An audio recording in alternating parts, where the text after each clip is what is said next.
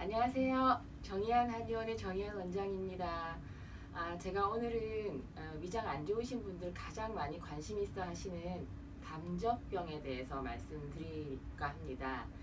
담적병이 요즘 참 많이 물어보시는 분들 많으신데요.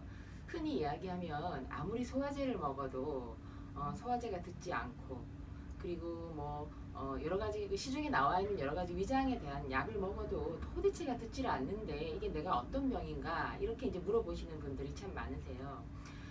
담적병은 한마디로 말씀드리면 위벽이 굳어서 딱딱해지는 거거든요. 그래서 위장 근육에 몸 안에 여러 가지 담이 위장 근육에 영향을 미쳐서 위장 근육이 딱딱해지고 차가워지는 것을 이야기합니다. 그러니까 흡수력이 떨어지죠. 당연히 소화가 되질 않지요. 신경을 쓰나 안 쓰나 입맛이 없고 소화가 잘 되지 않고, 그리고 또 미식거리는 증상도 있고, 또 위장이 안 좋다 보면 또 장도 약해지기 때문에 이렇게 배변 보는데도 문제가 생기게 됩니다. 그리고 늘 복통이 있는 것은 당연하고요. 그래서 보통은 소화불량이 오래 가는 건가 이렇게들 생각을 하시는데, 사실은 소화불량이 오래 간다기보다는 담적병일 가능성이 많으니까 이런 분들은 이런 전문가의 어떤 진찰을 받아보시고, 또 본인의 증상이 그냥 일반적인 그냥 소화불량인지 담적인지 꼭 이렇게 감별을 받아보셔야 합니다. 자, 이제 이렇게 그 담적병이 있는 분들에게 어떻게 증상이 있는지 일단 여기 앞에 환자분을 보고 한번 제가 좀 복진을 먼저 하면서 이야기를 좀 들어보겠습니다. 자, 이제 이 환자분은 담적병이 오래돼서요.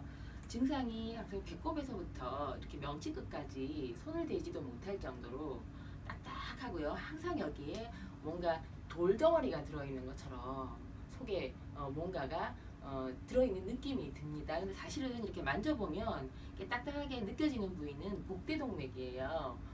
복부 아래쪽에 원래 있는 그 붉은 혈관인데, 그것이 이제 동맥이 만져지는 것이지만 본인이 생각할 때는 이것이 아주 그냥 돌덩어리처럼 느껴지는 거거든요. 그리고 이제 이렇게 아랫배를 만져보면 가스가 가득 차 있어서 이게 굉장히 누를 때도 아주 통증이 많으세요.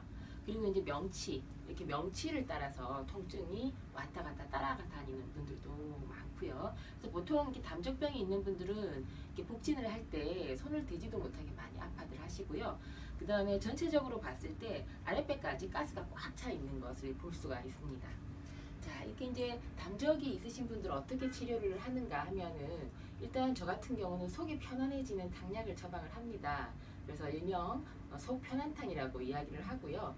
또 그 약은 위장을 부드럽게 하면서 따끈따끈하게 만들어주는 그런 효능이 있습니다. 그래서 위산을 스스로 조절할 수 있게 이 밸런스를 맞출 수 있게끔 스스로 치료하는 능력을 길러주는 것이 이 담적병의 이제 그 치료를 하는 목적이고요. 또 약침도 놓게 되는데, 이런 위장 전체에다가 배 복부 전체에다가 침을 놓기도 하지만 몸 군데군데 전신에 이렇게 순환을 돕도록 하는 순환되는 약침을 놓기도 하고요. 위안 약침을 놓기도 해서 이런 침과 한약의 효과를 한꺼번에 치료를 하고 있습니다. 자, 이제 이렇게 담적병이 있으신 분들은요, 그 여러 가지 주의점 중에 제가 특히 좀 식사에 대해서 좀 말씀 많이 드리는데요. 좀 웬만하시면 집밥 위주로 식사를 하시라 이렇게 좀 말씀을 드려요. 그리고 선택할 수 있다면 한식을 드시는 것이 참 좋습니다.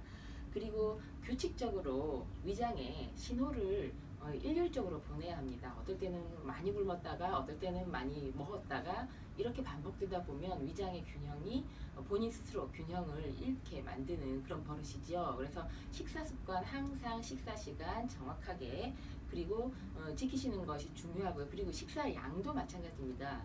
담적 있으신 분들 입맛이 없어서요.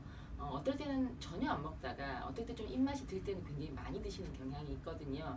그런데 항상 식사 양을 정확하게 지켜서 같은 시간에 늘 식사를 하시도록 위장도 그렇게 신호를 주도록 늘 잊지 말아야 하고요.